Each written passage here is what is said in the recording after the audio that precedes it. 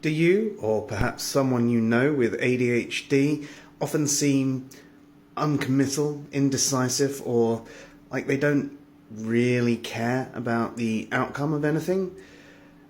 This is because we often enter decision paralysis. When you ask us a question, even a simple one like, what do you want for dinner tonight? Our mind goes off down so many different worlds of, ooh, well, I haven't had this in a while, maybe I should get that. And, but we don't have any, so I'll have to go to the shops. And this one doesn't have it, so we have to go to the one that's a long way away.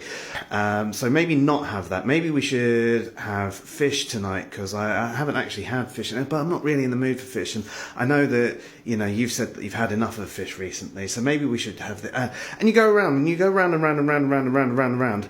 And sometimes it can be overwhelming. So quite often in these situations where the outcome doesn't really matter that much, we might just say, I don't mind, I don't know. Because it's easier than going through all of that, and we've anchored that response to those sorts of questions. And therefore, we've saved our mind the time of going through the hundreds of different things that we think about, because we know that we're going to get to a point where we can't make a decision. And I've also noticed sometimes when we finally do make a decision, one of the worst things anyone can say to you is, are you sure about that? Because that sends you off down the entire path. And it might have taken you a really long time to actually get to that conclusion. I once had problem buying a new laptop. It took me 2 years to actually decide on which laptop I wanted to buy.